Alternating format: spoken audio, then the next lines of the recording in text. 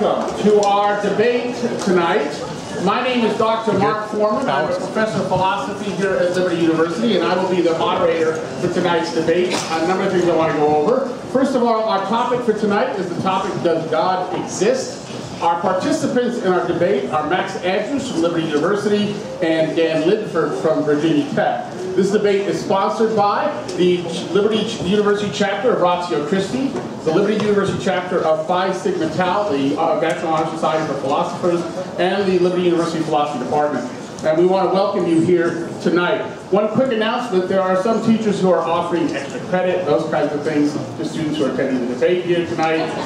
If you're one of Dr. Baggett's students, he's sitting over here in the back, right over there, and he needs you to see him after the debate, and he'll note that you're here. If you're one of my students who's here for my 240 class, see me after the debate, and we'll take care of that, okay? So there's a couple of things I need to go over before we get started here, and one of those things I want to talk a little bit about, if I can, is debate etiquette. For some people who've maybe never been to an academic debate on a campus or something like that, let me just talk a little bit about that if I can for you here, okay? The basic key factor behind the debate here is going to be respectfulness and civility. Okay, obviously we have two opposing viewpoints here, and I would assume that many of you have very passionate beliefs and feelings about those particular viewpoints here. That's understandable. That's why we're interested in what's going on in this debate tonight. But we want to make sure that we are respectful of both positions here and give the participants in the debate the full respect that they deserve in coming here and doing that. Okay, so we ask you to do a couple things. First of all, hold all applause off until the end. I will give you an opportunity at the very end of the debate to give an applause to both of our debaters here, but we ask please that you do not applause during the debate or anywhere in the middle of the debate time or while we're transitioning from different person to different person here. We'll do that at the end, okay? Also, it's really inappropriate, folks, for you to cheer or to boo or to yell out comments or anything like that during the debate here. If somebody says something you agree with or disagree with or something like that, that's really considered inappropriate. This is not a sporting event. Okay, that's not the idea here of what's going on here. This is an academic debate where two people who have become experts in their field and discussing these things are basically talking about arguments here. Okay, so we're not going to cheer them on or something along those lines. That would be considered inappropriate to do. Also, if you do have to get up and leave during the debate, an emergency situation, or you have to use the bathroom, something like that, we do ask you to wait for an appropriate transition. When one of the debaters has finished speaking and goes to sit down, if you want to quickly leave the room at that time, that's fine. But during the debate, while they're up there speaking, please do not move around the room, get up and leave or something like that, because it is distracting to the debaters, and we don't want to do that. You know, as much as you can see them, they can also see you. Keep that in mind. Okay. Basically, folks, what we want you to do here as you listen to this tonight, we want you to open your minds and to learn. That's the basic idea here. Both of these debaters are going to present arguments to you, ideas to you, and you should listen to them and try to learn from them as best as you can. You know, especially I want to recommend you do that to the person who's maybe the opposing view of yours. Okay? They have something to say, and we can learn from that person. Okay, so we need to sit here, listen, learn, not immediately want to kind of set up our barriers, try to be defensive about what's going on here. Listen to what they have to say and learn from them, and you'll, I think, get a great amount from that. Okay? Especially I want to make a comment to our LU students, which I assume is the vast majority of the people that are here. We have a number of guests here on campus. Certainly Dan is one of our guests here. But we have some other guests that have come to campus, and I want you to treat them with the respect and the courtesy that they deserve as guests when they come here. Okay? Please do that. Welcome them here. Let them know that they're welcome to be here, and we're excited about having them here to speak to us tonight or be with us. Okay? I want you to turn off your cell phones if you can do that, okay? At least silence them so that we can't hear them. However, we do have a live Twitter event going on here at the same time. If you want to use your Twitter account, you can do that. Just so you know, whatever you Twitter, and I'm going to give you the hashtag here in a moment for that, okay? That will be recorded. That will be recorded, and the debaters will be able to go back later and actually look at your comments. So if you have comments during the debate, you want to make it in a Twitter situation, as long as you do it quietly and unobtrusively and respectfully to the people around you, as well as the debaters, you can tweet to LU.debate, that's LUGODEABATE, that's one word, LU.debate, hashtag LU.debate on your Twitter account, and you can make comments in that area. I especially want to thank Dan for driving all the way here from Blacksburg and entering into this somewhat maybe hostile territory for his view here. I know I speak from those in our department from Phi Sigma Tau and Ratio Christi that we very much respect him, we appreciate him coming here, and we look forward to a lively debate. So thank you, Dan, for coming here all the way to Glasgow. We do appreciate that.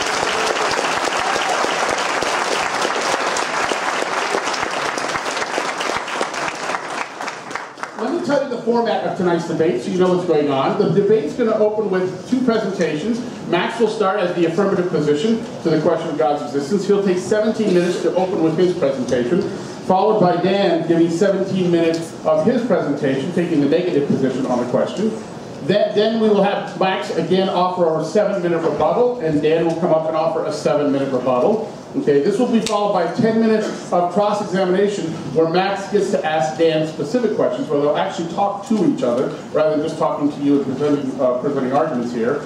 And then that'll be followed by 10 minutes where Dan will be able to do the same to Max and ask Max questions here.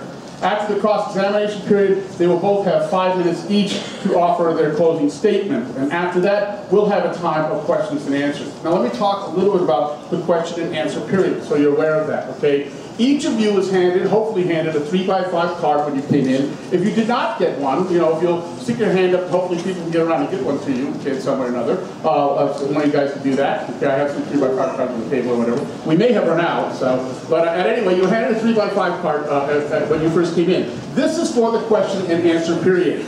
As the debate is raging on up here in the front, if a question occurs to you, write it on the card. Your question should be addressed to either Max or Dan, so please make sure you address it to one of the two debaters, okay? And we ask you to keep your question brief, to stay on topic, and to please write legibly so we can read it, okay? At the end of the debate, we will collect the cards.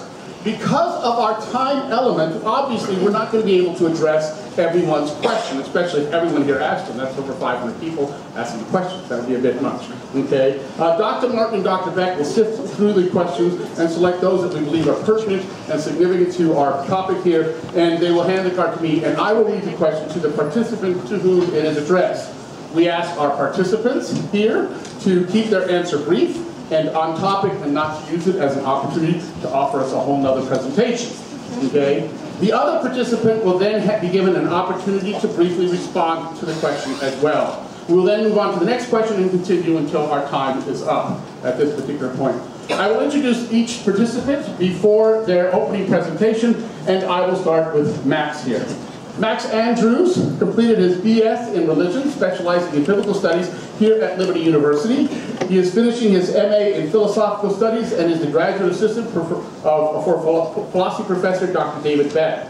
His primary research is on the fine-tuning argument for the existence of God as it relates to multiverse scenarios. Max has 2 papers in the Cornell University History and Philosophy of Physics a preprint archive on Albert Einstein and scientific theology, as well as the relationship between scientific realism and epistemology. He has also written a review in the Midwestern Journal of Theology on Molinism, which concerns the relationship between divine omniscience, human freedom, and providence. This past November, he co-authored a paper on God and the multiverse with Dr. Beck, which was presented at the Evangelical Philosophical Society's annual conference in Milwaukee. The same paper is now under consideration to be included in a book published by Routledge on theism and the multiverse, edited by Klaus Craig. Additionally, Max has studied at the Discovery Institute Center for Science and Culture in Seattle, Washington in 2010. Max is a member of Phi Sigma Tau, the National Honor Society for Philosophy, and is currently an officer for the Philosophy Club at Ratio Christi. This summer, Max and his wife Leah will be moving to Scotland to begin his PhD in philosophy at the University of Edinburgh under Alistair Richmond. His dissertation will be on the fine-tuning of gnomic behavior in multiverse scenarios and the ontology of the many worlds interpretation of quantum physics. Sounds like fun reading. Okay. Ladies and gentlemen, Max Andrews.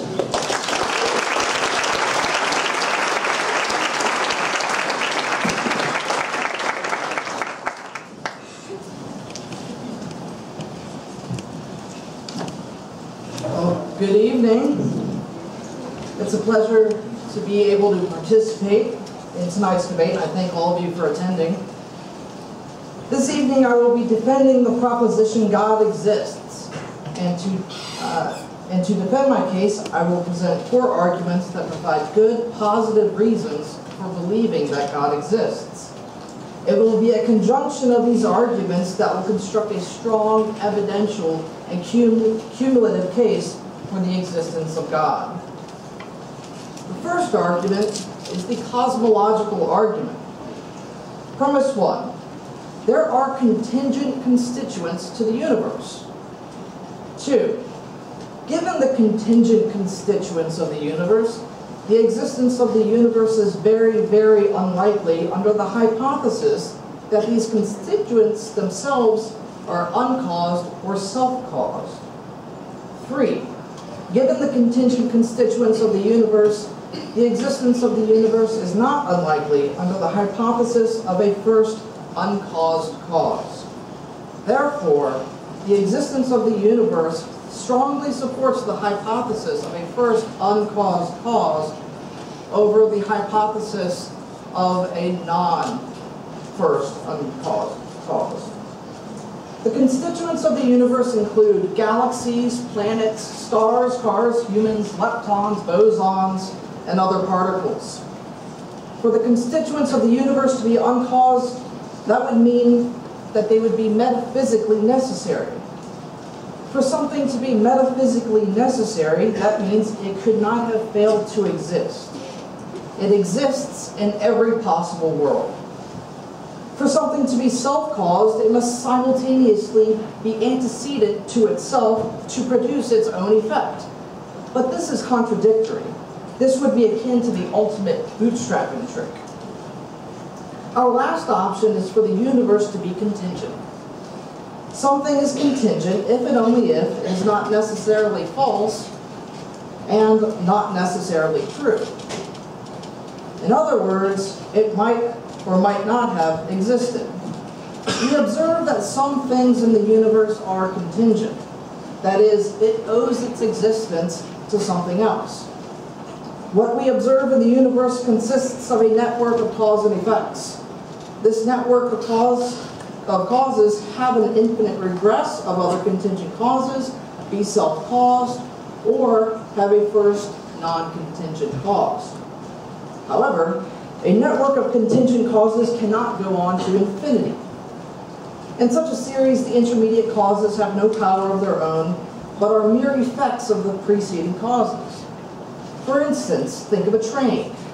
Boxcar A is pulled by B, but only because B is pulled by C, and so on. Even if the boxcars number to infinity, the boxcars don't move unless there is a locomotive causing them to move. Also, consider David Hume's objection to this, stating that you can never get an infinite cause from a finite effect. Hume argued that if you can explain the subsets, or the boxcars, then you can explain the whole infinite set. Paul Edwards follows Hume on similar lines. Edwards argues that each one in the series fully explains the one that depends on it. Every member is genuinely the cause of the one that follows it. However, in explaining the first member of a set, one must go outside of the set in order to explain it. An infinite series never gets out of the set. One must focus on a series in which a member's existence is explained by the preceding cause. Because the universe is a network of contingent causes, and therefore not uncaused or self-caused, there must be a first cause in the network of contingent causes. The reason that any contingent thing exists at all, and in particular our world of which we are a part, is that a contingent causal consequence of a metaphysically necessary non-contingent being, a being which itself could not have failed to exist. By implication, we remain with an uncaused cause, which must be spaceless, timeless, and transcendent. Thus, to ask the question, what caused the first uncaused cause, is nonsensical. The second argument is the fine-tuning argument. This argument argues that when physics and the laws of nature are expressed mathematically, their values are ever so balanced in a way that permits the existence of life. I'm merely arguing that the universe is finely tuned for the essential building blocks and environments that life requires. Premise 1. Given the fine-tuning evidence, a life-permitting universe is very, very unlikely under the non-existence of a fine-tuner. Premise 2. Given the fine-tuning evidence, a life-permitting universe is not unlikely under the hypothesis of a fine-tuner. Therefore, a life-permitting universe strongly supports the hypothesis that there is a fine-tuner over the hypothesis that there is not a fine-tuner. So, what are some of the evidences for fine-tuning? Sir Roger Penrose calculates that the odds of the special low entropy condition having come about by chance, in the absence of any constraining principles, is at least as small as about 1 in 10 to the power of 10 to the power of 123. The strong nuclear force coupling constant, if that were increased, we would have no hydrogen, which is an essential building block for life. And if it were decreased, we would only have hydrogen. The mass of a proton, which is 1.67 times 10 to the negative 27 kilograms, if this were any different, then atomic nuclei could not form properly. The gravitational attraction constant, where G equals 6.67 times 10 to the negative 11 Newton meters squared over kilograms squared. Changing this would result in the loss of star and planetary formation, which are necessary conditions for life. If we increase it, stars burn too hot and they burn out too quickly. If it were any weaker, the stars would never burn heavy elements which are needed for complex chemistry. The list is quite extensive. The 20 fundamental constants alone requires values that are ever so balanced on a razor's edge. What's more is that the fundamental constants stand independent of each other, but function together to allow for an anthropically friendly universe. The question is whether it is more reasonable to infer the existence of a fine-tuner to produce a product that exhibits fine-tuning, or whether this happened by random chance or necessity.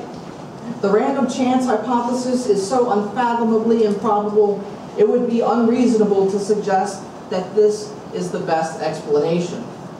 Or, some may argue that the laws and the behaviors of physics must behave this way because it's metaphysically necessary that they do so. But from a naturalist or Platonic perspective, there doesn't seem to be any account for why this is metaphysically necessary, since counterfactual depictions of these values are certainly feasible and coherent. The conclusion follows logically from the premises. This gets us to an extremely intelligent mind. The amount of information, the balance of this information, the balance of the information content expressed in physics, in the mathematical language of physics, required an explanation. And the best explanation, based on our experience, is that a mind was causally antecedent to the information we observe. Thus, the evidence of the fine-tuning we observe, the values of constants and the laws of nature, is much, much more likely under the hypothesis that there is a fine-tuner. The third argument is the moral argument. Premise 1. There are objective, axiological, deontic facts that obtain. 2. Either the world alone or the world and a perfectly moral person best explain these facts. Premise 3. It is the case that the world and a perfectly moral person best explain these facts. And our conclusion, therefore, theism is the likely explanation for these facts, based on the inference from the conjunction of the world and a perfectly moral person. In essence, it seems that there are objective moral facts, and this asks the question, what's the best explanation for objective morality? Premise 1 assumes moral realism. Some actions really are objectively, morally abhorrent. By objective, I mean that the truth value of such facts stand independent of whether or not anyone recognizes them to be true. For instance, raping and torturing children for pleasure is wrong. Teenage girls being trafficked around the world for sex is abominable. One ought to love others. One ought not to rape and murder. Now, what is the best explanation for these facts? Well, there are two options for the best explanation. The first is the natural world alone. The world can account for certain moral facts, but natural explanations will ultimately be insufficient in explanatory scope and power. It does seem to be the case that the natural order can account for some things due to certain features of this world, such as the intersubjective moral agreements, satisfactions of morality. We feel good when we do good. Creatures with cognitive, and affective capacities as ours. Rational apprehension of moral truths. Creatures with essential properties we have. The world is metaphysically rich and robust. All of these things are just what the theist would expect in a good theology of nature. Attempts to ground such axiological facts in socio-biological evolution will ultimately be inefficient. For an axiological fact to be objective, it must be true in all possible worlds. The fact must be necessary. If we were to rewind the film of evolution and allow it to play again, it's certainly possible that natural selection acting on random mutations would bring about a completely different biological landscape from what we observe today. Additionally, purely naturalistic theories suffer the is-ought problem. Where do obligations come from? Deontology, or duty-based ethics,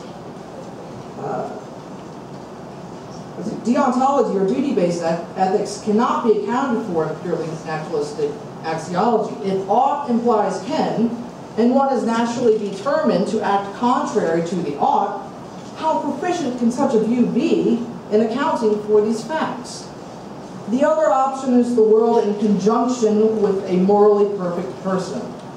This world conjoined with a morally perfect person provides a much more robust case and provides a better explanation of the full range of moral facts in need of explanation.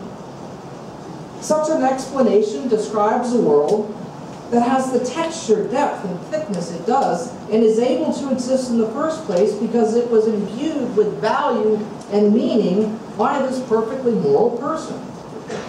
It must be a person because a person, a mind, is the only thing that can issue imperatives or issue commands. A combination of persons or a social theory doesn't work because persons are equal in imperative actions. Thus, there must be a person that has the authority to issue such obligatory imperatives and ground these moral facts.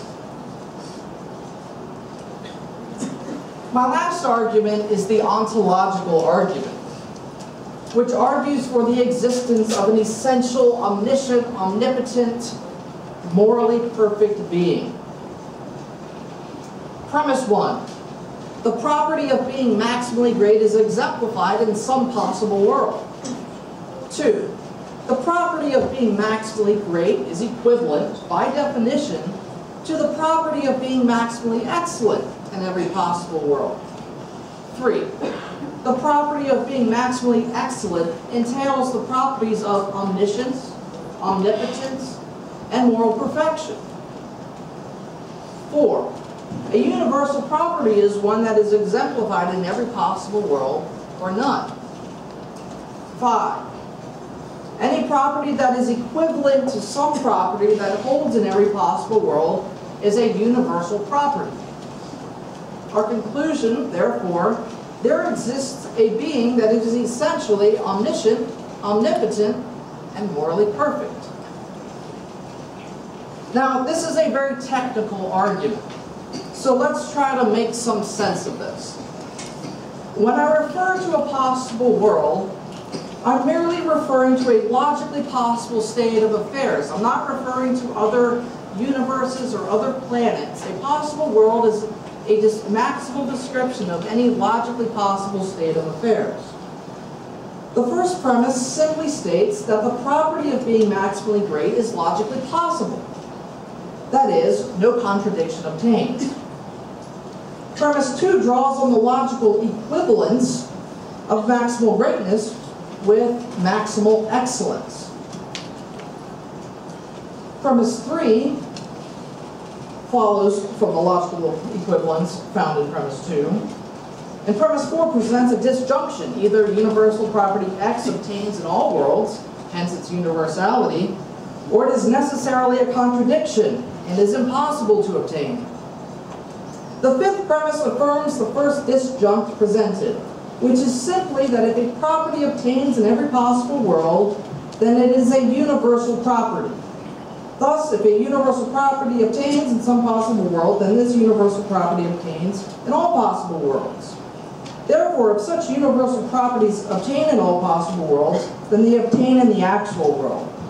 This argument just doesn't define God into existence either. Rather, it's an a priori argument that merely suggested that God is possible.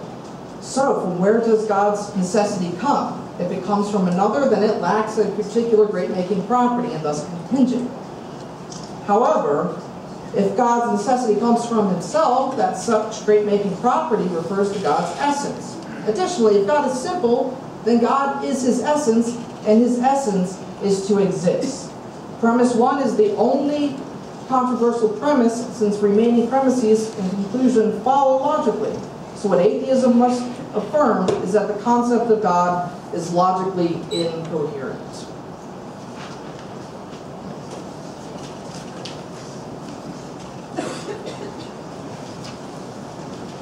I have to give them time to switch off laptops up here. While we're doing that, let me introduce Dan. Dan Linford is a graduate student in philosophy at Virginia Tech and is originally from Rochester, New York. He was a PhD student in physics and was working on non-equilibrium statistical physics before joining the philosophy department. Dan is also currently working on earning the graduate certificate in religious studies from Virginia Tech.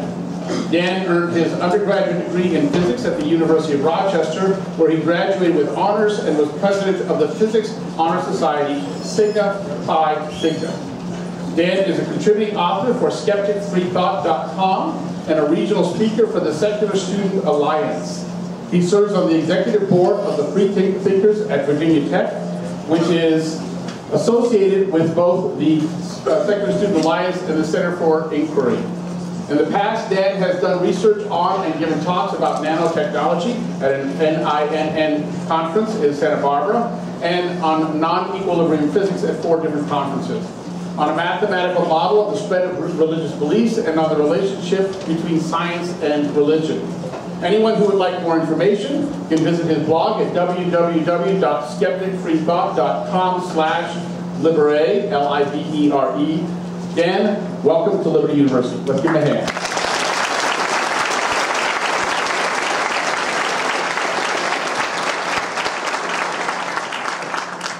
All right, so first I'd like to extend a gracious thank you for, I'd like to extend a thank you to Max Andrews for his gracious invitation. I'd like to thank Mark Foreman and Ratio Christie, the Liberty University Philosophy Department. And I'd like to thank all of you for coming out tonight. All right, so, well, first there's a few things that we all agree upon. We all agree that nature exists. And if we have no reason to think that there's anything beyond nature, well, then we should just be committed to the things that we actually know exist, which is nature.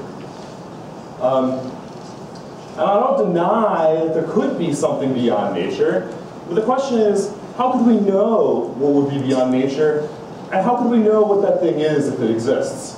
And importantly, can Max provide us with some reasons to think that God exists? So, does God exist? That is the question on the table this evening. Well, first, I'm going to tell you about a certain kind of methodology that one might use to address that question, and then I'll tell you why I think that Max's way of answering that question doesn't particularly work. And then I'm going to tell you some reasons to think that God does not exist, starting off with something that I call the argument from problematic properties, Second, I'm going to tell you about something I call the argument from uneven resources. And then I'll tell you about some additional arguments if there's time. Well, Max brought up this issue of morality, which seems to come up every single time there's a debate of this kind. But I'm not exactly sure why, because for the vast majority of the history of what's called metaethics, people have been producing meta-ethical views without having to posit a God in their system. From Aristotle and Plato to Kant and Hume and up to modern thinkers like John Rawls. So we're not here tonight to debate which meta-ethical view is the right one. We're here tonight to debate the existence of God. And so I'll leave the meta-ethics debate to other people. But what would be the right kind of method for evaluating questions of this kind? What we want is a method that is both reliable and consistent, which is to say that it reliably and consistently gives us the truth, basically, that gives us true answers to the questions that we ask. And we want to rely on evidence to do so. Max seems to agree. He says on his blog that one ought to base one's beliefs corresponding to the evidence. He says, I believe there are good theological reasons to believe according to the evidence. Well, unfortunately, faith is not the sort of thing which is both reliable and consistent, because people have faith in all different kinds of things all across the planet. So we can't rely on faith to answer the question as to whether or not God exists. I'm going to tell you about two general rules for evaluating questions of this kind. First, we favor hypothesis if the evidence is what we would expect to have if the hypothesis were true, and we have evidence against the hypothesis if the evidence is contrary to what we would think, what we would see if the evidence were, if the hypothesis were true. So for example, if I told you that there was an elephant in this room, you tell me no there isn't, because, well, this room doesn't look like what it would look like if there was an elephant in here. And if I told you that there was a dragon in my garage, the first thing that you do is you demand to see the dragon. And if I brought you to the garage and you saw an empty garage, you'd say, well, Dan, I thought there was going to be a dragon here. And so I tell you, oh, what you see is an invisible dragon. And I say, oh, well, let's no bother. We'll just get out, our trusty infrared equipment, and we'll see the heat that's produced by the dragon, right? Because it produces flames. And then you say, oh, but Dan, it's an invisible, heatless dragon. And so on it goes. What's going on here is a species of ad hoc reasoning where we try to state a hypothesis when it's not really worth stating. So Max wants to posit God as an explanation of a series of phenomena: the existence of the universe, the fine-tuning of the universe, the existence of objective moral standards, and he has his ontological argument in there as well.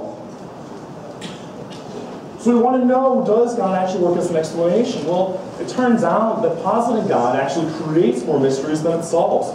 So we have the following sorts of questions. Is God the sort of being likely to create the kind of universe we live in? If not, then we actually have evidence against the existence of God. Why should we think that the mysterious phenomenon in question is due to a single being as opposed to multiple beings or mechanisms? If we don't have the answer to that, we have evidence against God. Why should we think that all these phenomena are created by the same thing at the same time as opposed to creation of multiple things and multiple times? If we can't answer that, then we have evidence against God. How do we know that the fine-tuning wasn't due to some physical mechanism that is not yet understood? If we can't answer that question, then again, we have evidence against God. And if theism really is explanatory, why hasn't it given rise to any successful scientific research programs? If we don't know the answer to that, then we have evidence against God. And how can we posit a disembodied mind when every other mind we've ever observed is embodied in the brain? If we can't answer that question, then again, we have evidence against God. And again, Max needs to answer these questions in a non-ad hoc way. So the first argument has to do with the properties of God, the problematic, sort of deep way. So first consider the proposition, there is a non-spatial mountain. This proposition is problematic because there are properties of being a mountain which assume that the object takes up space. Similarly, if you consider the proposition, there is a being who has a will and causes events, but exists outside of time, that's problematic because having a will and causing events seems to assume that the being is in time. So there are a whole host of metaphysical issues which make it dubious as to whether it would ever make sense of what it would be for God to exist. And then we have the argument from uneven resources. So the world was created with an uneven distribution of resources with no clear indication of what a given region has in its favor. Humans are created as a kind of animals which have a propensity to not share, to conquer others, and to hate the other, that is, to hate people that are different from themselves. So both of those things are true, and the world was set up in such a way so as to produce massive amounts of suffering, war, strife, starvation, etc. It's for some cultures to do systematically better than others. A loving, all-knowing, all-powerful God is not likely to create a world of that kind.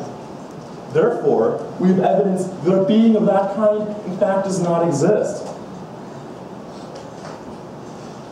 So Jared Diamond, in his book Guns, Germs, and Steel, addresses the way in which the geography of various different regions on the planet affects the cultures that were eventually given rise there. He says, compared to the hunter-gatherers, citizens of modern industrialized states enjoy better health care, lower risk of death by homicide, and a longer lifespan. But most locations on Earth do not allow for agricultural societies to start, so they can't even get out of the stage of being a hunter-gatherer. Geographic differences in the local suite of wild plants and animals available for domestication go a long way toward explaining why only a few areas become independent centers of food production, that is, why they become agricultural societies, and why it arose earlier in some of those areas than in others. A major contributing factor to those, so if you look at the rate of spread of agriculture across the planet, a major contributing factor to that rate of those different rates of spread turns out to have been the orientation of the continent's axes. So in fact, the continents were built in such a way, if they were built, to not allow for agriculture to spread in some places, but for it to spread in others. Now, there are two possible responses that I could imagine someone having to an argument of this kind. The first is what's called the free will response. So the world is not designed to have suffering in it. Someone might say, but people do terrible things to each other because they have free will, and that's what creates suffering. But notice that the distribution of resources on the planet is not due to the free will of people. So this sort of response fails. What about the wrath of God? Perhaps God is punishing certain groups of people for some reason. But why should different cultures be punished on the basis of where they sort of arbitrarily happen to have migrated? It doesn't seem that a benevolent God would be racist. Remember the rules of the game. If Max provides an ad hoc response, those cannot possibly count in his favor. In fact, there's some sense in which they would count against him. So maybe Max can show that there is no contradiction between being in a universe like ours and God existing. Maybe he can show that these are logically compatible ideas. But that's irrelevant if he provides that kind of response, because what we want to know is whether or not we can infer from the way that our universe appears that God exists.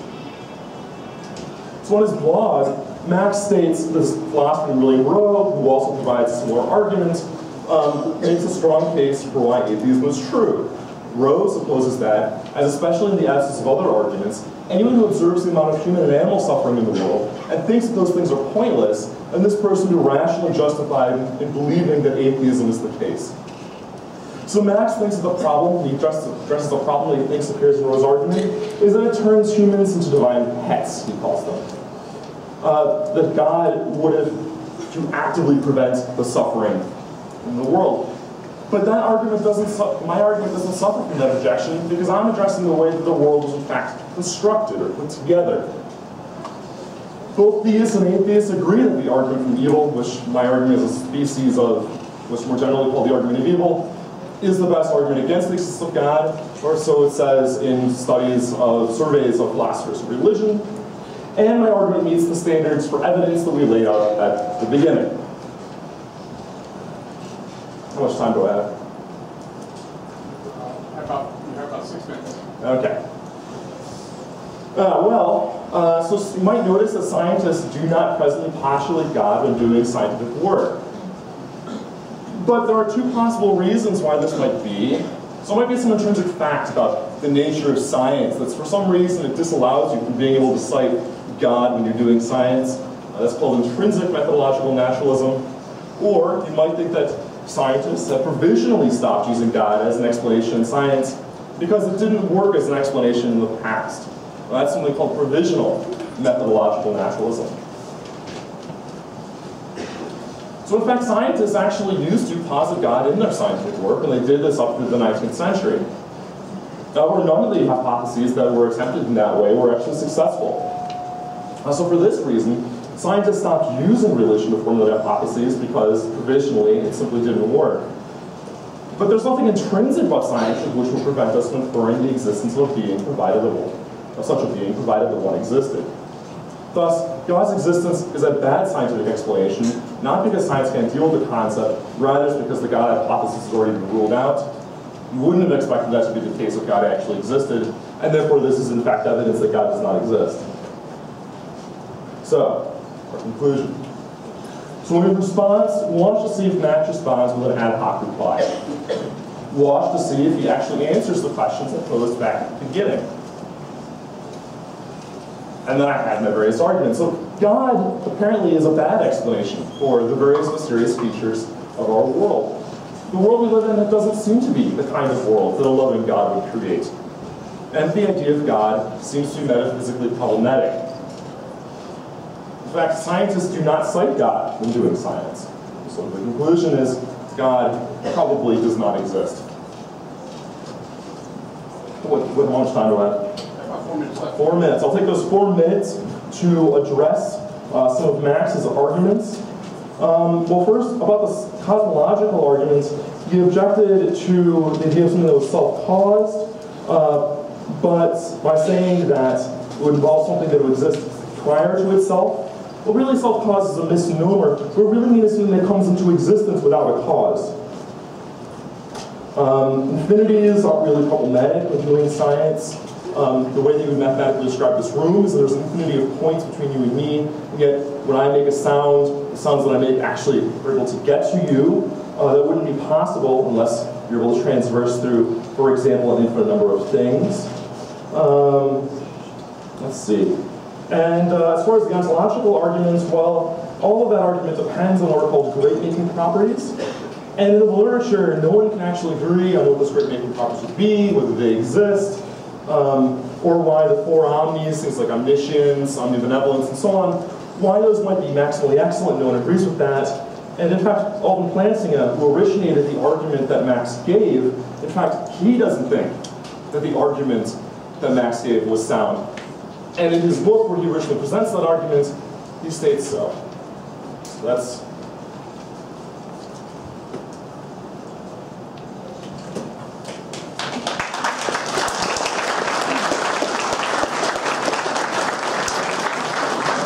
Again, a couple reminders here, please. Make sure your cell phones are off, or if you want to tweet this fine, but make sure they're silent. Okay, there are a couple phones I heard going off, at least one. And again, if you have to leave, this is a time that's appropriate to leave, or whatever, if you want to do that. Please don't do it while the presenters are up here. And again, please hold all applause until we get to the end. We now have a time of rebuttal. Each of the participants will be given 7 minutes to offer rebuttal to their opponent, and we'll start with Bass.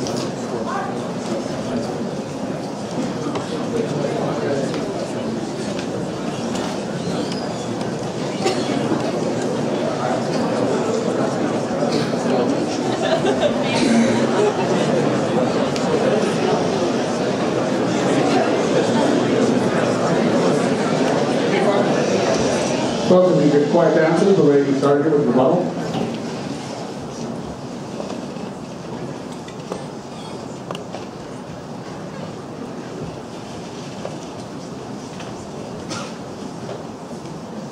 All right, that was a bit of a scattergun approach. Quick, small arguments. It was really difficult, I admit, to follow them without the rigid format, but let's work with it. All right, so Dan's arguments touching with issues of faith. Is God likely to create a universe? The argument based on this is not the type of universe that we would expect God to create, I would actually argue contrary to that.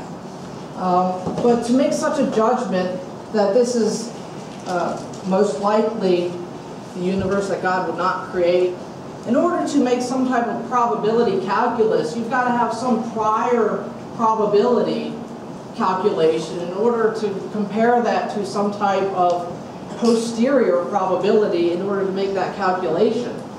But if God has all such great-making properties, and we'll get to that in a little bit as far as great-making properties are concerned, then a world full of, that is full of good, it's full of evil. Evil actually, inversely, is an indirect proof for the existence of God. In order to say that something is evil, we have to have objective grounding for that which is good.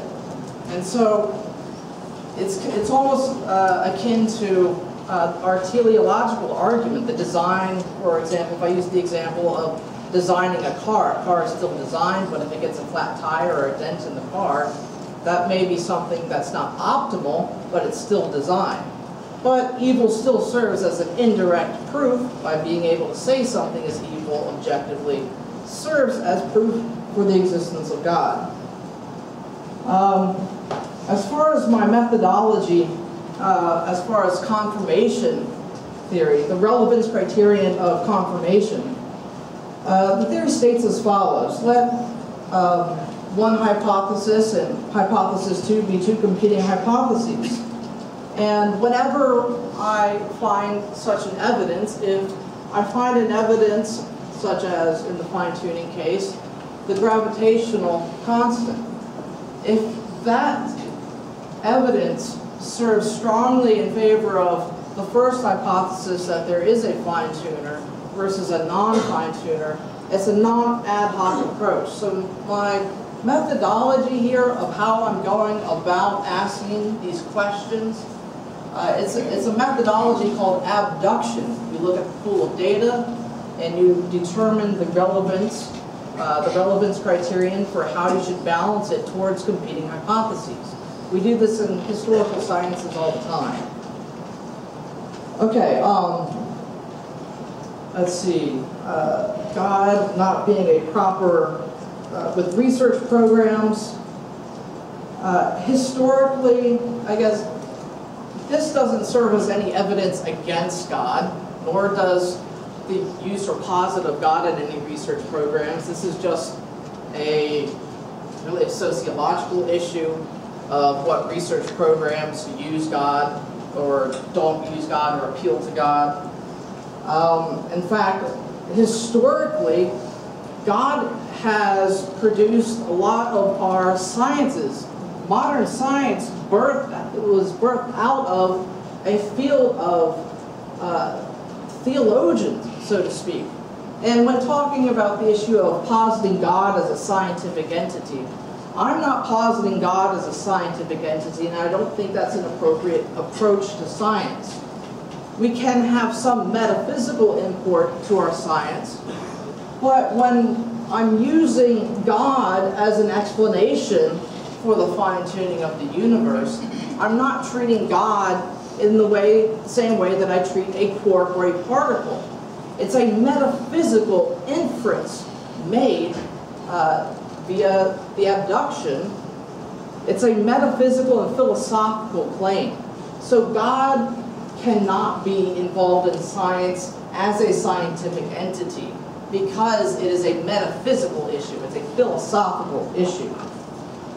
As far as in the issue of having a disembodied mind as an appropriate option or hypothesis, well, that's just a category mistake here. If we are positing minds, for instance, brand new information from experience, brand new information comes from a mind. Natural causes can change information or distort information, but by our experience, look at computer sciences, brand new information has to come from a mind. Yes, it is embodied, and whether or not it's disembodied makes no difference as to the function and the role of the mind. So that's just a categorical difference that I don't think warrants any fallacy to be accused of here, or for it to discount against it. As far as the problems with evil, I'd like for that to come out further in our cross-examination, since it was really hard for me to, I didn't see much organization there for me to really systematically go through this. So during cross-examination, we can go through this. As far as the geographic centers and social, economic positions for where God placed peoples at certain points in times to accomplish his purposes, that again, related to the problem of evil, we can address that in more detail then. Let's see. Also, the quick responses that he brought up with the role of infinites, the issue with infinity on the cosmological argument, the issue of infinity cannot, there has to be a first cause for any series of causes or contingent causes. So even if you have an infinite train set, you can wrap around the caboose to the front and it still doesn't move.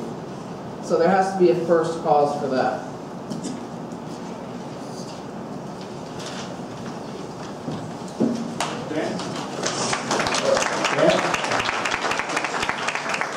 Alrighty, so from the back forward, so Max says that there are various reasons why God might have placed people at various locations, various different points in time.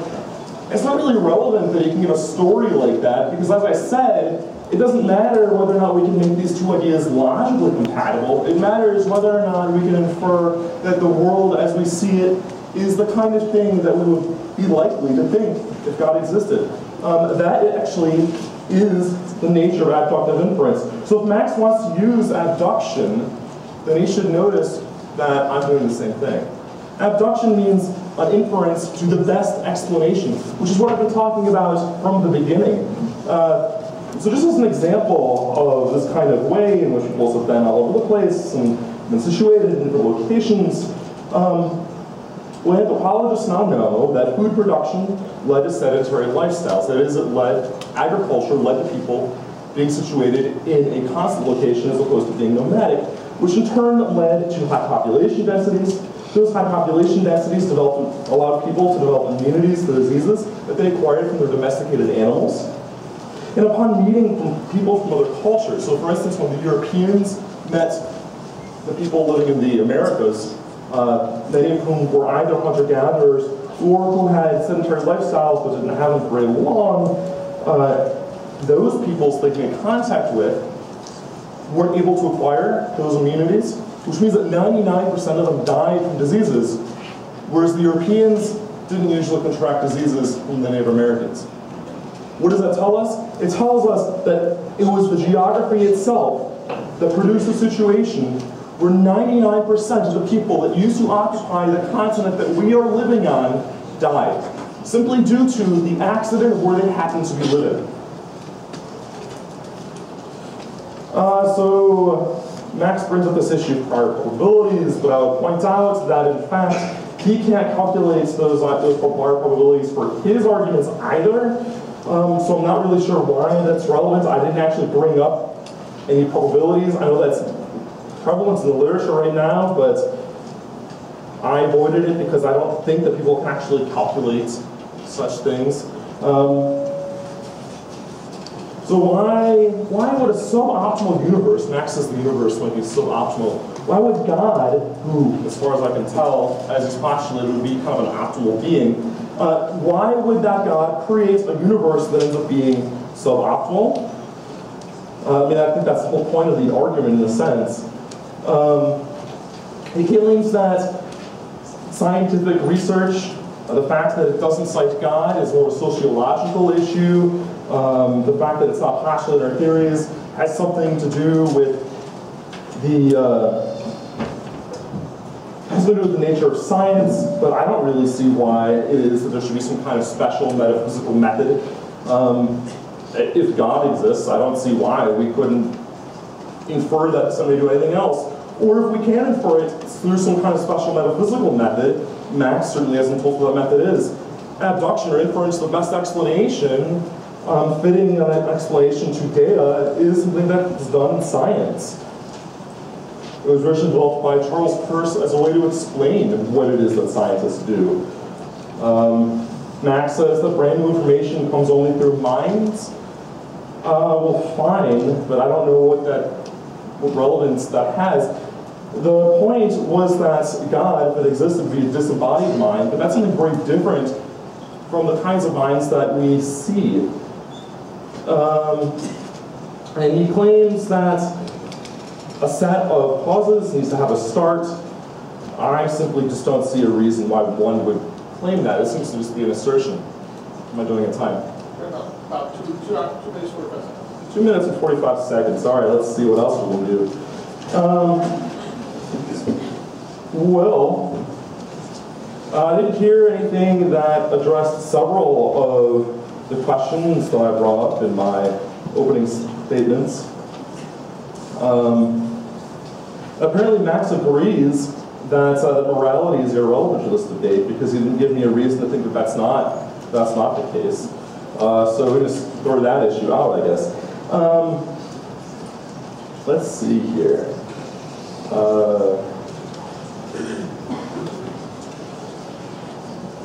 Right, so we didn't address the fact that the discussion, why should we think that all of these phenomena were created by the same thing at the same time, as opposed to creation of multiple things and at multiple times? On his blog, he actually claims that the reason why we can do that is because of Occam's razor, that because of the 4 arguments, I guess, that he put together tonight, the kind of being that you infer at the end, he thinks that all those arguments allow us to infer one being, but in fact that actually takes an additional argument, and it also takes telling you why it is that these properties aren't metaphysically problematic, or why it's the case that such a being wouldn't just simply complexify our ontology in some really gross ways.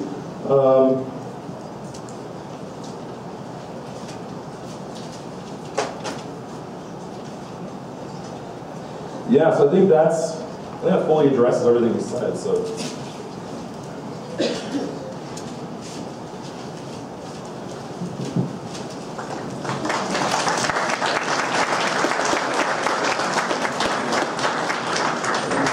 We're now going to have a time of what's called a directed cross-examination. This will give an opportunity for the 2 proponents here, participants, to actually talk with each other rather than just simply do presentations for you. So 10 minutes is allotted for this for each participant. We're going to start with Max, who's going to take 10 minutes and ask questions of Dan, and they'll discuss the questions that Max raises. And then after that period of time, we give 10 minutes to Dan to basically ask questions of Max here. So Max will go first. We're going to take a second here to move this podium so they can see each other.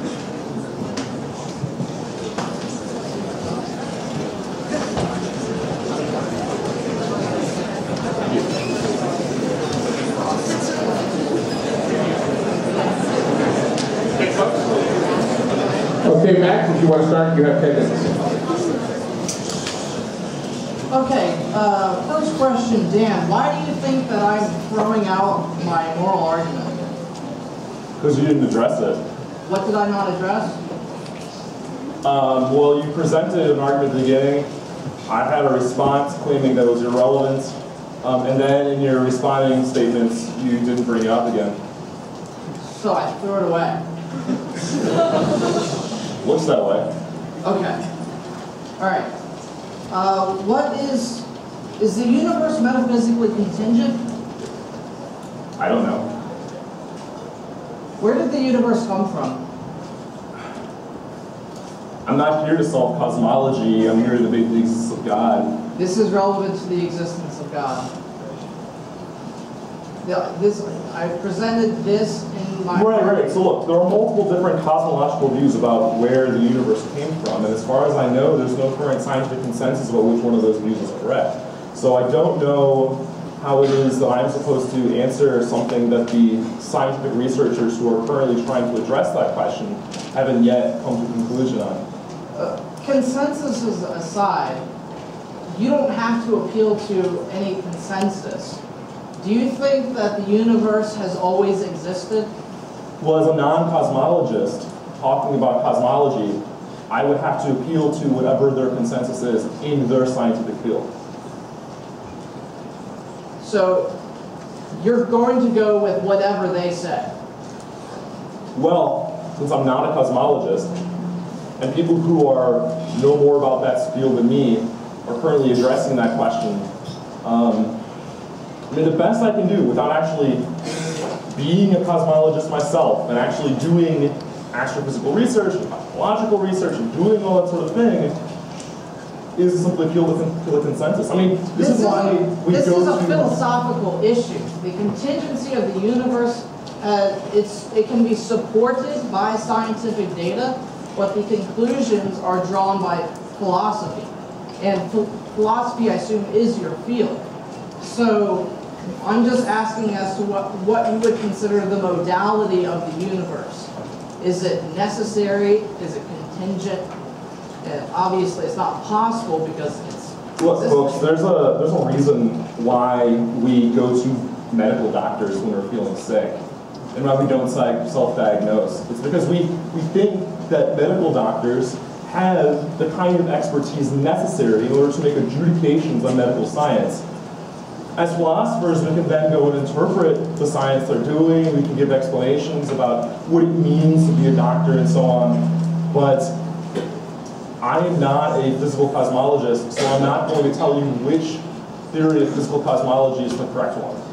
What can you approximate? You don't have to tell me which exactly is the correct one, but would you side closer with the contingency of the universe or that the universe is necessary? I could see arguments going either way.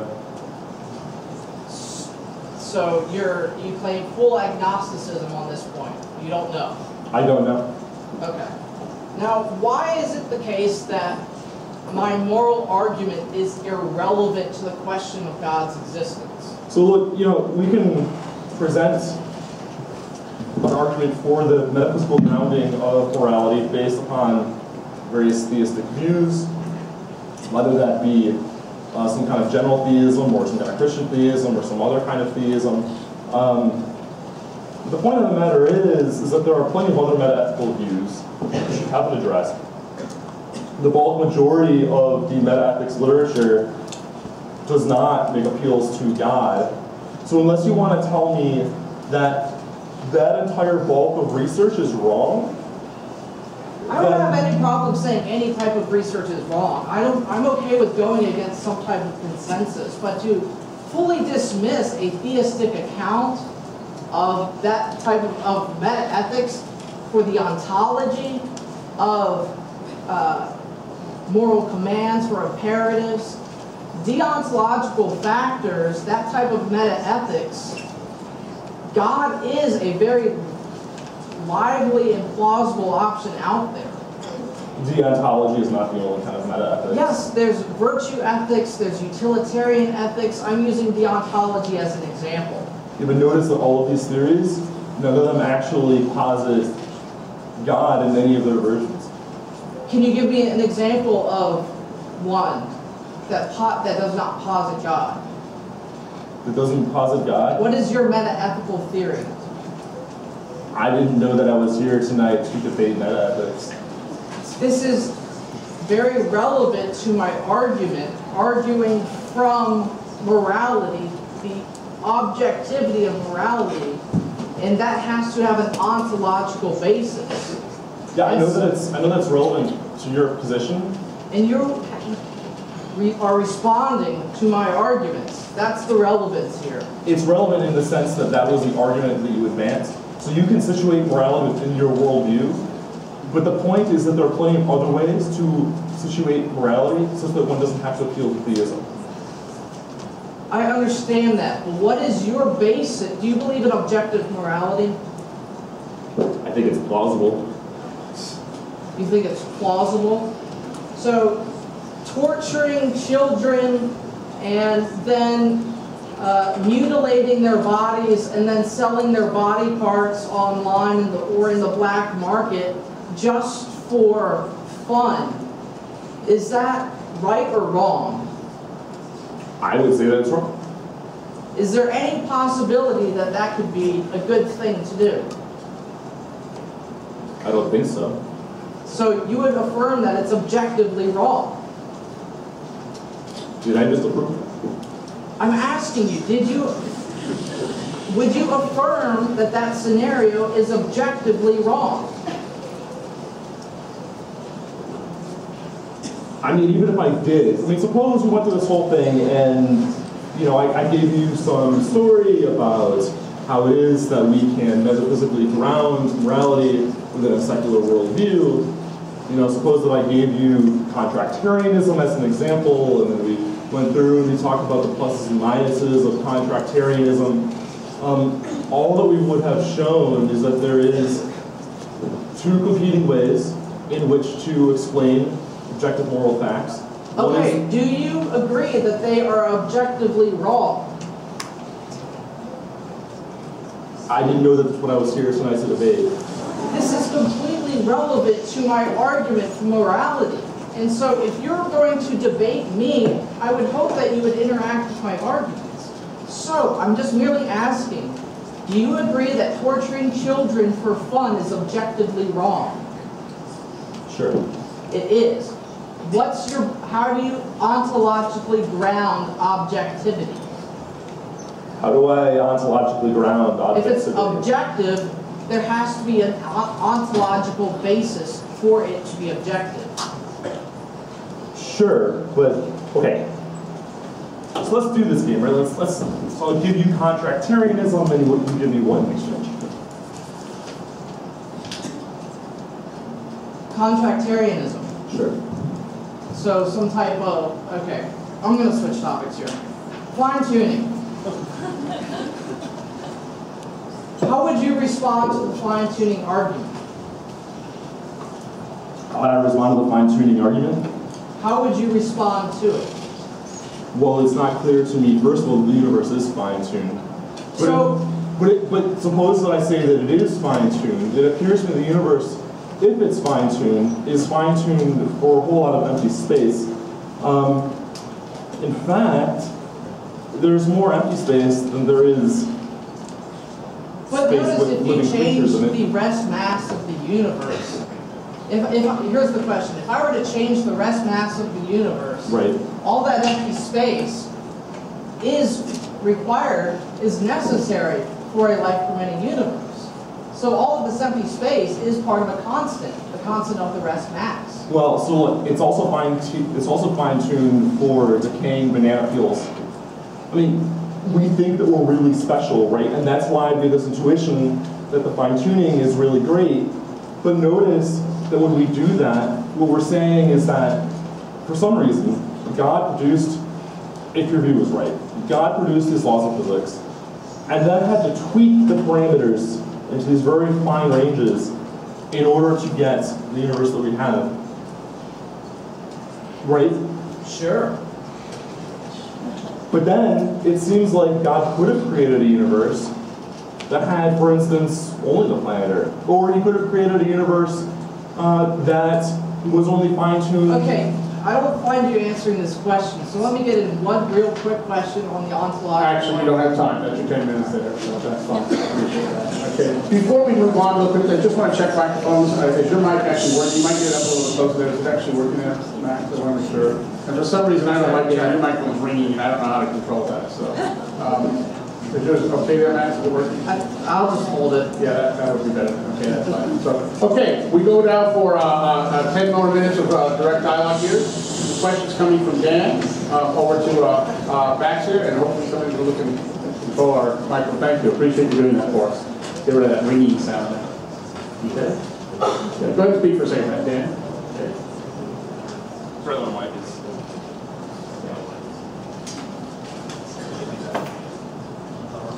Just go ahead and speak. Hello. Okay. Hello. Hello. Okay, that's fine. All right. All right, 10 minutes, Dan, to address questions to Max. Okay, so you claimed that the fact that there's no research programs that make use of the concept of God, that this is a sociological issue. And then that seems to lead me to think that, from the other things that you said, they think there's supposed to be some kind of special metaphysical. I don't think my mic is.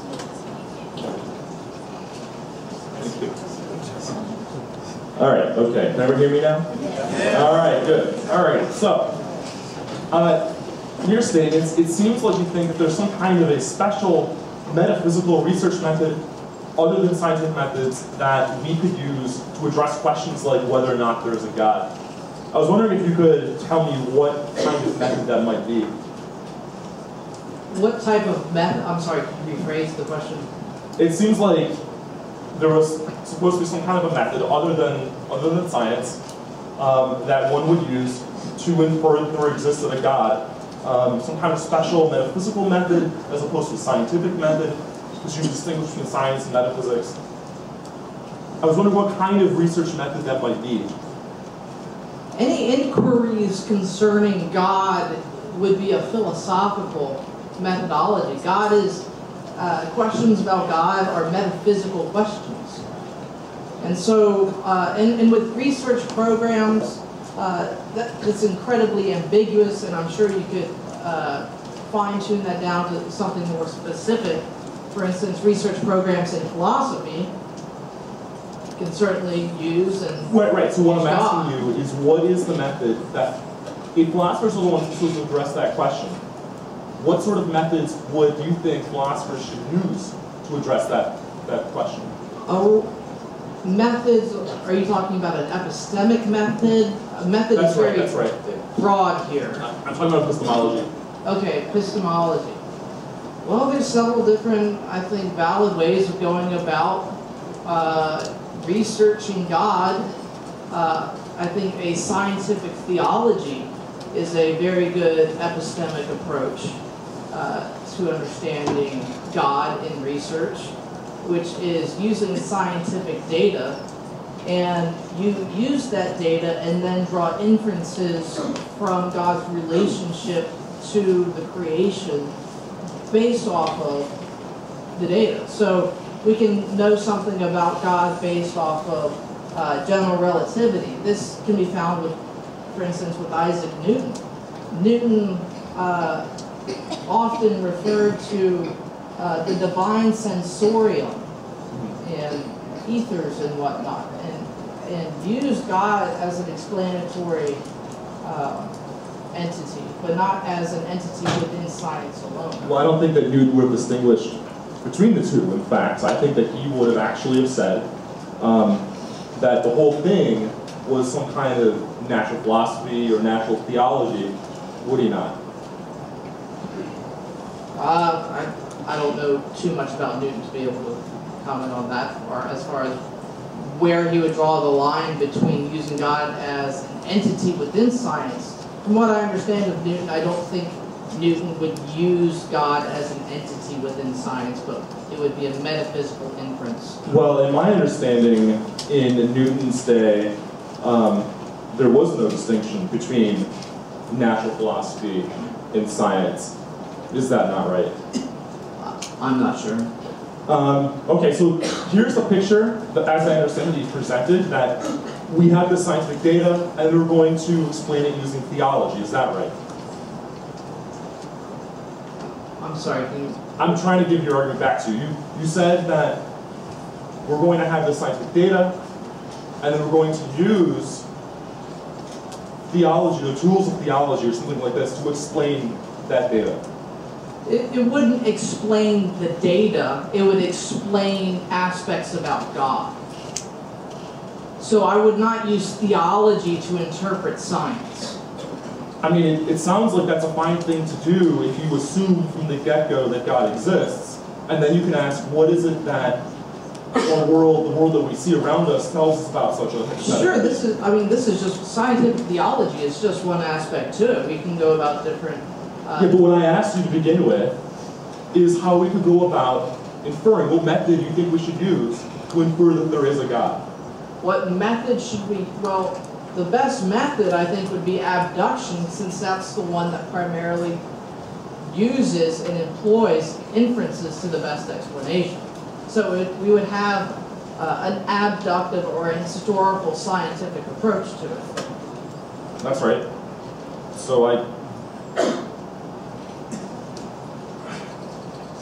So if we have a scientific approach to it, then your earlier which you just said, we'd have a scientific approach to it, then your earlier comment that God as a scientific research program doesn't make sense, well, now that doesn't make sense to me. So I wonder if you would, if you could reconcile those two claims. Your claim now that we could scientifically infer God, and your claim earlier that we could not scientifically infer God. No, we don't.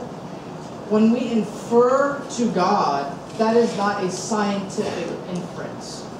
That is a philosophical inference. But you just said that we use an abductive, historical, scientific method by to infer historical God. science, that's the category by which abduction usually functions under.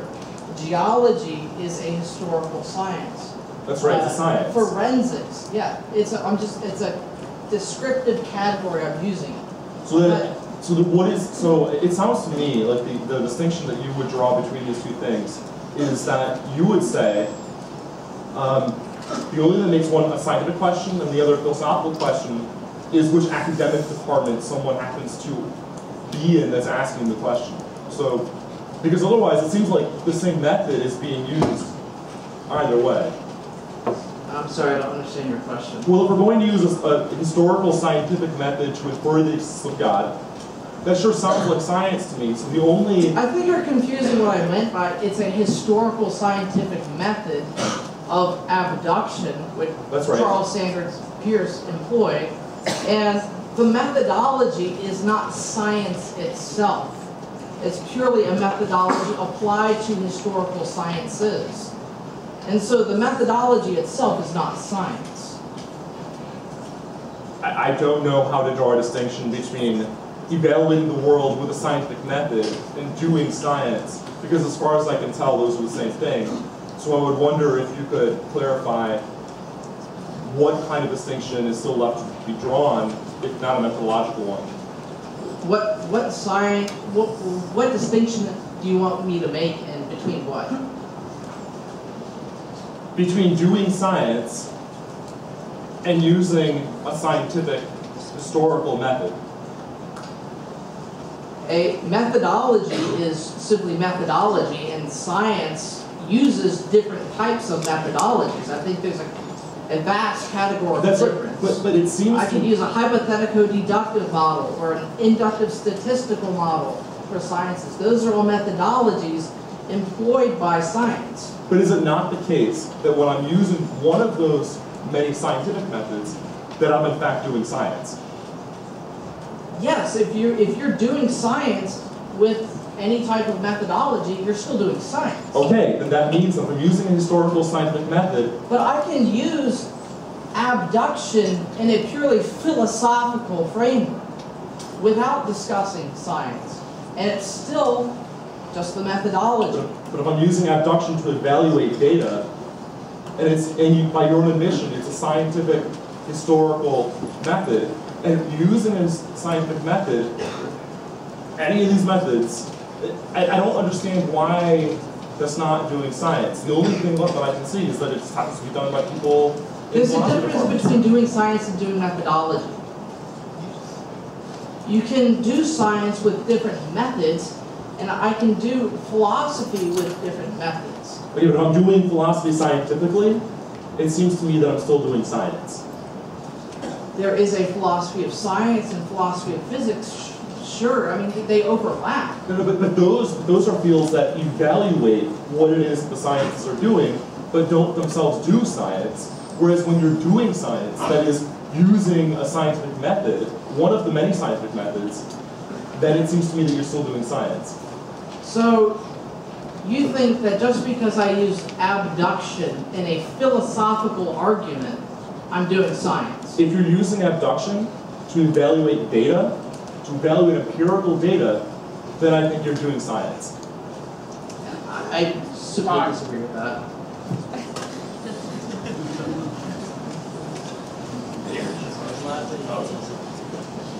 Okay, we're going to finish off the debate here with 5 minutes of closing from each of the participants. We're going to move the podium back so they can come behind the podium and do their closing statements here. So give me a second. Sean, can you help me?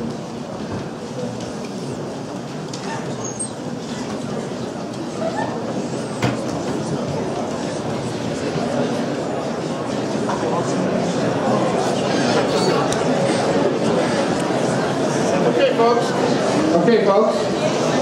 Quickly, we're going to have 5 minutes of closing. Max will go first, give his closing discussion here, followed by Dan doing his 5 minutes of closing discussion here, and then we'll have a time for question and answer. This is a good time, by the way, while they're doing their closing arguments. If you do have questions, to have written them down or write them down, please pass them to the end of your rows, and we will have some people going up and down the rows collecting these. And if those people can be doing that during this closing time, we can move quickly into the question and answer session. So if you do that for us, we would appreciate that now. Okay, Max.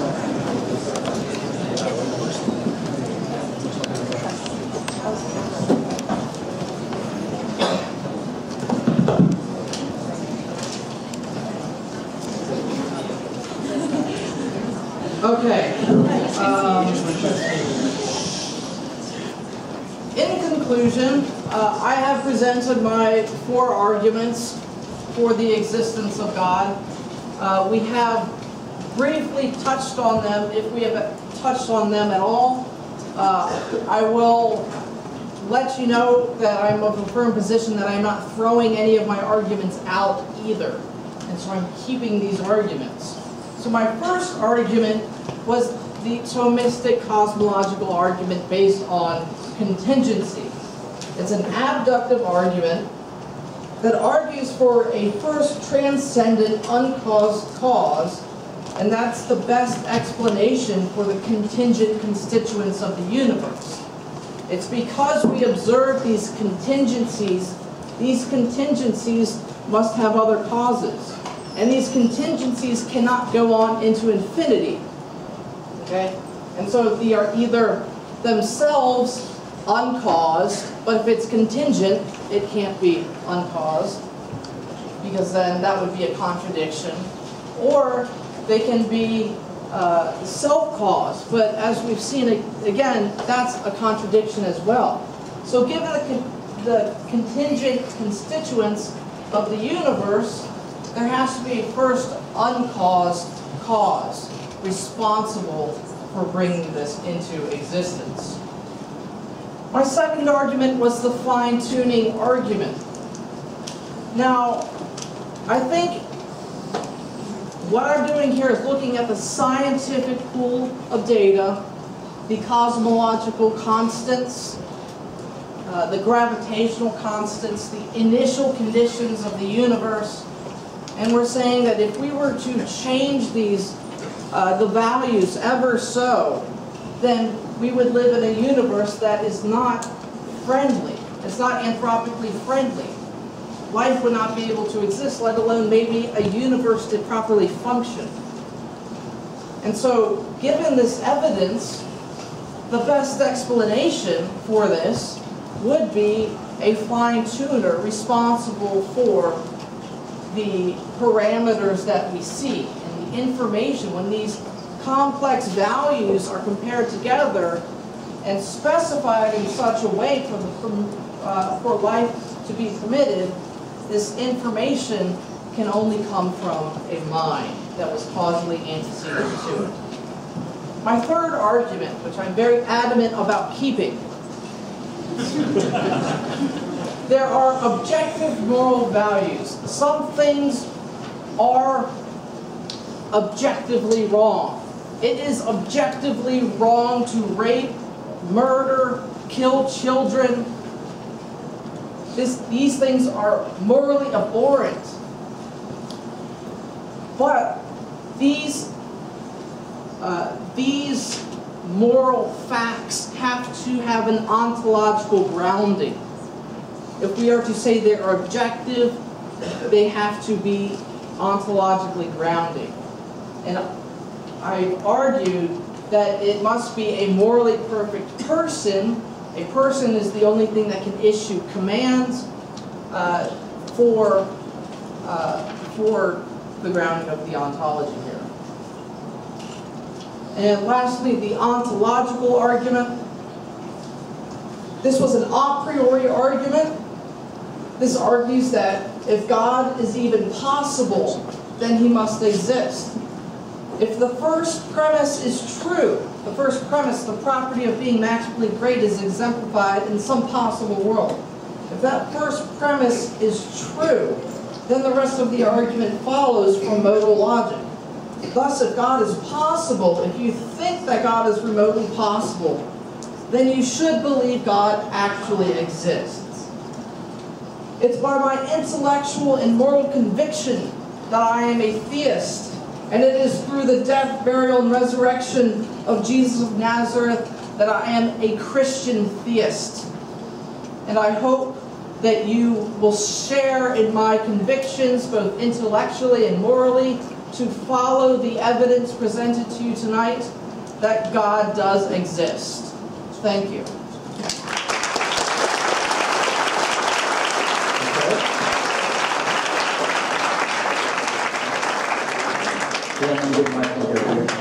Yes. Thank you. All right, how's it going, guys? Good? Good? Alrighty, so, again, going from the back and forwards and sort of moving around throughout the whole thing. So the first thing is that he says that one of his arguments is ontological argument simply follows from modal logic.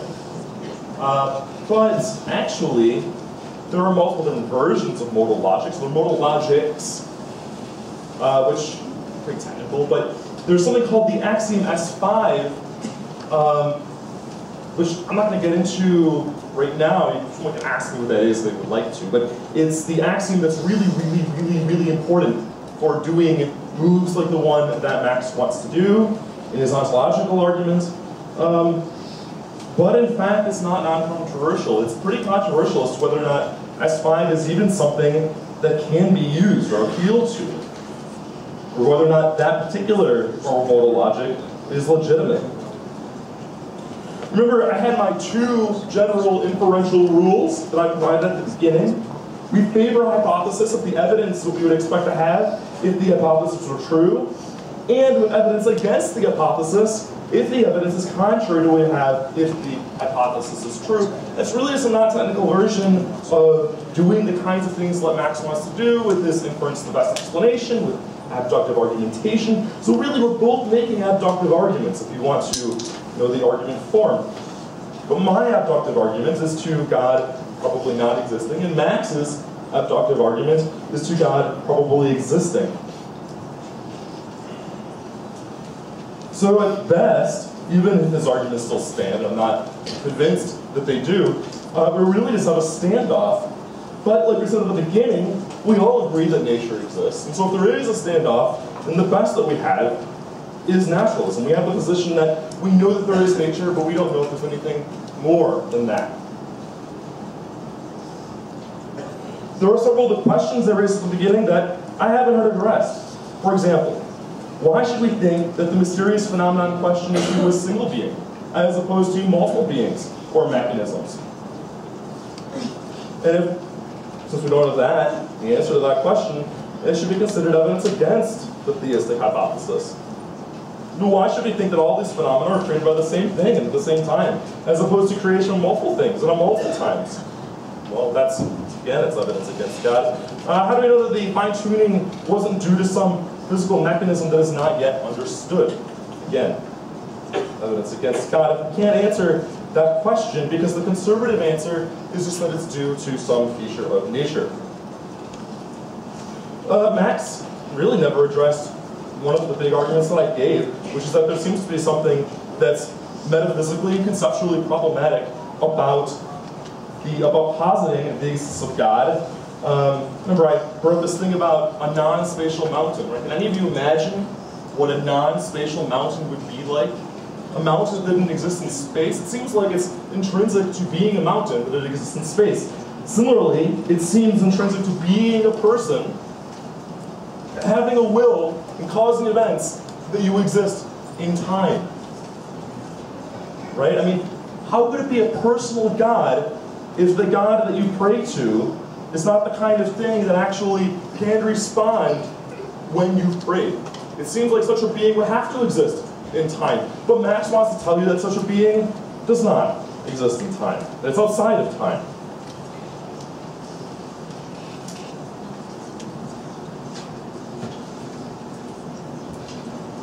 And we really haven't had an adequate response to the kind of problem of evil that I raised. Now, it's called the problem of evil, but really that's a misnomer. Really, it's not about whether there's evil in the world, it's about whether there's suffering in the world. And furthermore, it's also a reductio of theism. So it's to get inside of theism and show that if you assume that theism is true, the kind of world that we see would be really, really surprising. When in the theistic view, everyone agrees that there's morality. Max agrees that you can ground morality in a theistic view. So it's not surprising that you can ground morality there and have an explanation for evil. But again, it's a reductio. It's supposed to show that the world as we have it is really, really surprising. So the theist is the one who needs to tell us why, on his view, there's so much evil in the world. I don't have to tell you why there's so much evil in the world. I can certainly explain to you why there's so much suffering, so much capricious suffering out there. That fits with my worldview. Time. Alrighty.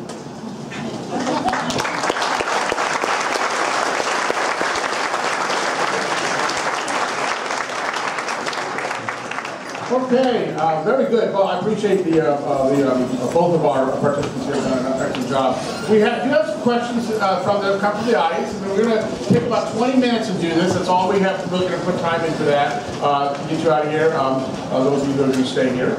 Anyway, and we'll do these questions in the order in which we've been doing the presentations. We'll start with Max. Then we'll move to Dan, and we'll kind of go back and forth until basically our time has run out here. So we'll start with Max here. Question for Max here is, Max, how is the problem of evil a proof for God?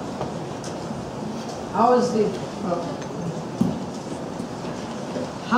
problem of evil a proof for God? Didn't formalize that in the argument, but I'd say it's an indirect proof for God. The basis or the essence of the moral argument is that we have to ground objective moral facts in God. And so if we can objectively claim that something is good, then God must exist because we're grounding the ontology of that, the objectivity in God. If we can in turn make the pronouncement that something is objectively evil, we can then say that because we can inversely say that evil is objective and that it is the absence, that evil is the absence of this good, we can't make any objective judgments on that without God. So if there is no God, then all things are permitted and we can't make any moral pronouncements. Dan, you want to make a response to that? Sure. Thank you. Yeah, so as I said before, the argument should really be called the argument from suffering because what it's about is the amount of capricious, random, seemingly senseless suffering in the world. But it can also be seen as a reductio argument, as I already stated. What that means is you get up inside of theism, you assume that theism is true, and then show that a problem follows. The problem that follows is that if theism is true, you wouldn't expect to see the kind of world that we have. So on Max's view, everyone agrees that there's some way that he thinks he can ground objective moral truths. That's fine. Well, then he has to explain to us why it is that there's so much evil in the world, since he thinks that there's so much evil in the world. Thank you. Okay, a question for Dan. Dan, do you believe that meta-ethical views that are secular are intrinsic or that they evolve from deductive, inductive arguments?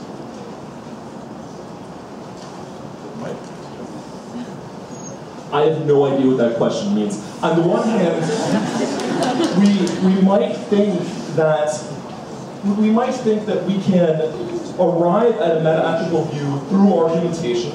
It's probably the only way to arrive at a meta-ethical view, or to convince someone of its truth.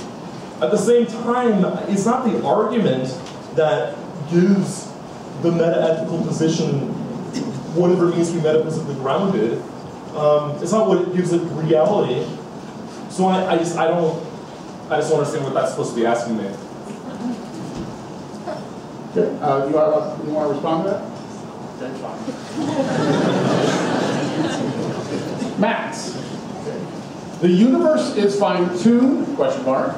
Your only evidence is that the earth is or seems to be. How is that relevant to a universal God, especially since the rest of the universe is hostile to us? So my only evidence, I'm sorry, can you repeat that one more time? Sure, no problem. Because the universe is fine-tuned is a question. Your only evidence is that the earth is or seems to be. How is that relevant to a universal God, especially since the rest of the universe is hostile to us? Well, I think the rest of the universe is most likely very hostile to life. So yes, we do live in this cosmic speck, this pale blue dot of Earth. But without the rest of space out there, which happens to be hostile to us, we still would be able to exist. Those are part of the fine-tuning parameters. The minimal mass in the universe, the total mass of the universe, Planck's constants for energy, all of these are essential for environments for life to come about. And so when we say, oh, there's a lot of dead stars, there's a lot of dead stuff out in space, that's certainly true, but those are byproducts of fine-tuning. And without them, we would not exist. Can I respond to that? Sure. All right, so I think one of the things that sometimes happens in these arguments is that, and this might be a problem with philosophy in general, is that people's imaginations are not as broad as they possibly could be. What Max posits is a being who is all-powerful, who can do absolutely anything, right? Any logically, or sometimes we'll say metaphysically possible task is a task that God can do. And it's certainly possible that God could have, if God existed, then he could have created a world that was only the earth. I don't see a reason why God would have to be constrained to creating all of that stuff. That seems to be a failure of the imagination to me. All right, the next question is for quote-unquote Virginia Tech guy.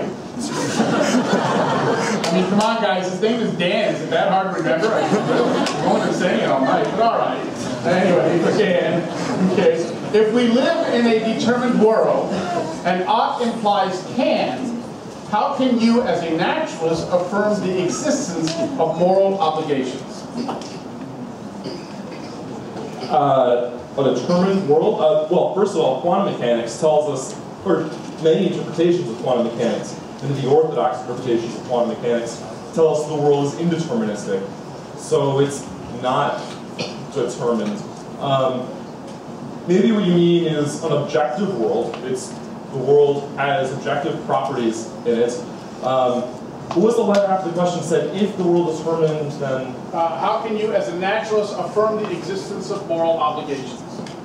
Right. Well, I mean, again, I'm not here to debate meta-ethics tonight. I'm not a meta-ethicist. You know, I leave that up to my meta-ethics colleagues to do research on meta-ethics. There are views I'm more attracted to than others, but I just don't understand the relevance. All right, and would you like to respond? Yes. Any appeal to quantum mechanics on this level would be inappropriate because it would, supposedly, if quantum mechanics is purely indeterministic, there are other models out there that take the Schrödinger equation to be deterministic, such as de Broglie-Bohm. The Bohmian approach, or the many worlds interpretation approach, are deterministic for Schrödinger. And also, by this indeterminism, one, you've got to have causally antecedent parameters in order for these situations to occur, for these supposed quantum indeterminism or quantum indeterminism to take place. But besides that, you're equivocating randomness of indeterminism with some type of a faculty of free will. And so you can't equivocate the randomness of an indeterministic outcome in quantum mechanics, even if that's the case, there's some type of freedom. Thank you. Okay, Max, if the constants of nature were different, perhaps other forms of life would have existed. Would the fine-tuning argument be flawed, assuring they made the same argument that you have? Let me read that again. Yes, yes. I'm not sure. If the constants of human nature were different, perhaps other forms of life would have existed. Would their fine-tuning argument, these other forms of life, be flawed, assuming they made the same argument that you have? I think I would just have to appeal to, I don't know, there's so many parameters in that question that would have to be defined. I think a minimal case for life, as we know it, is a carbon-based life. And I think it's what silicon is the next highest, is in second place, and even NASA working on arsenic life, but those are way far behind. But if we change the constants, let alone if we change the values, then no, I don't think we're going to have any life. But if we say, well, we're not just going to change the value of gravity, but gravity doesn't exist in something else, if we have completely different physics, then it could be anything. You would have to, that's a completely different system. We couldn't know. Dan, you want to respond? Sure. Okay. Well, earlier in your comments you said that apparently there was one of the parameters you mentioned, if you tune it in such and such a way, all you would have would be a universe of hydrogen. Now people like Fred Hoyle and some others have speculated that you could have giant living clouds of gas, so I don't know why you couldn't have life in a universe like that. But again, I don't know why it is that just because our laws of physics, as we presently understand them, and we certainly don't have the end story to the whole thing, right? We don't have the final theory that scientists will eventually have, if science ever had the final theory. And without knowing that, we don't know the degree to which these parameters are actually finely tuned, how they relate to each other, or if they might be all determined by a single constant. Okay, our next question is for Dan. Dan, you mentioned that the problem of evil is a main argument against the existence of God. Working from the premise that God does not exist, how do you evaluate the concept of evil that is used in the argument against God? All right, so it's like this. So if you try to explain a given phenomenon with a given explanation, there are going to be features of that explanation that are going to tell you things that you would expect to be in the world. So if you posit that theism is true, there are certain things that you would expect to be true as a result of that. That's the way that you abductively infer whether or not God exists based upon the things that we observe. And that's actually the game that me and Max are both engaged in tonight. And what I tried to provide you with was a reason to think that the kinds of things that theism would predict us to see in the universe are not the things that we in fact see. And that's a reason to think that theism is not the best explanation for the observed data. We will have one final question for each of the participants. I'll start with Max here. Max, is conduct morally right because God commands it, or does God command it because it is right? Where have we heard this before? If the former couldn't God have commanded us to torture children? If the latter, how does God help understand objective morality? The Euthyphro dilemma. The Euthyphro dilemma is a false dilemma. There's more options. There's one more option to consider. Obviously, well, let me first knock out why the first two options are incorrect. The reason, or The option, what's the first option there? The first option is God morally right because God, is morality right because God commands it? Yeah, so if morality is right because God commands it, that just makes morality arbitrary, because God could command standing on our heads could be the height of moral perfection, or something that we could perceive as right now morally bad, that could then be morally right, so it becomes arbitrary. But if God commands something because it's good, then there happens to be something that's good outside of God. And so why isn't that good God? And so the reason why this is a false dilemma is because the third option is that God's commands, or God commands something because He is good. And so when God commands, He's not referring to anything beyond Himself, nor are they arbitrary. The goodness is within God, and so God's commands are good because He is good. Alright, so the idea is that God's commands are good because God is good. Well, it seems to be the case that we're still talking about commands, and it seems to me that the youth court dilemma still stands.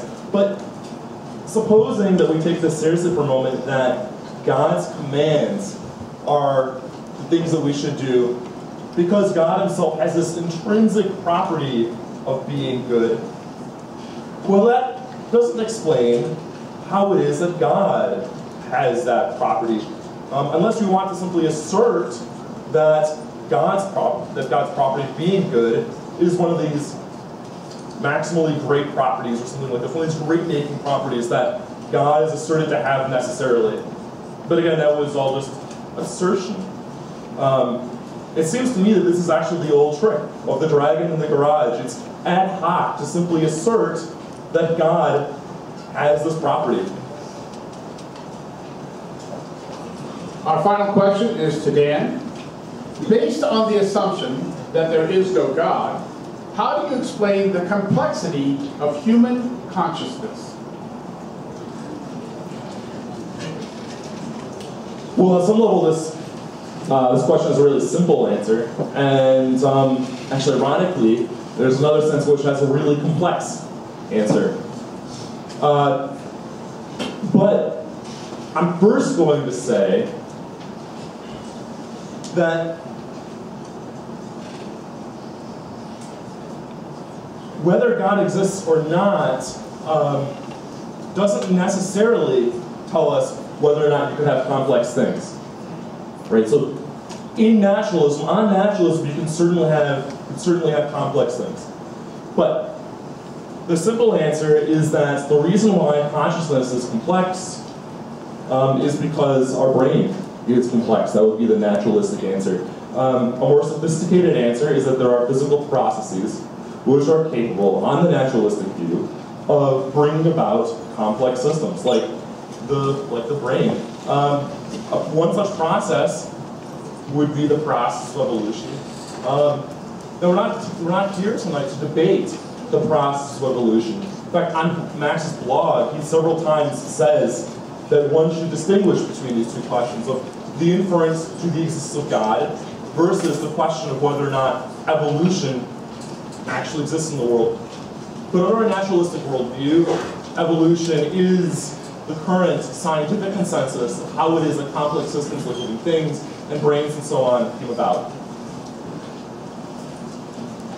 And Max, a final response if you want to? Could you repeat the question? Sure. The question concerned, based on the assumption that there is no God, how do you explain the complexity of human consciousness? I think consciousness itself is hard enough to explain in great detail. So whether or not complexity, I don't think is a mere issue that would go against a naturalistic perspective. And so, in defense for Dan there, complexity doesn't really accomplish much against his position. it would have to be specified in some way that would have to account for that. But consciousness alone, I think he's going to have a hard time explaining consciousness, whatever his theory will be.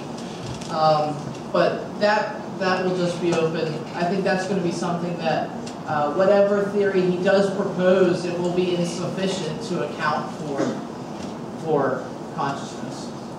Okay, thank you very much. That basically concludes our debate, folks. I want to thank our participants. Please give them a hand.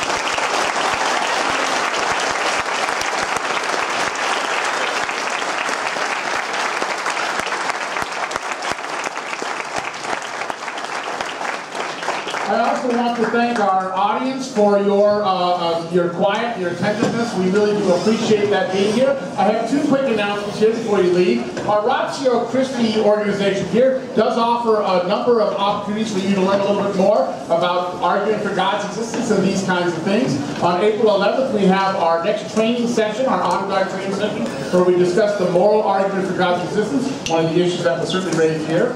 On April 16th, we will have our next major event. Dr. Ed Martin, who's one of the co-chairs of our philosophy department, is going to discuss the problem of hell. How do we address that issue? Okay? I want to invite you back for those. I want to thank you very much tonight. Have a very, very good night.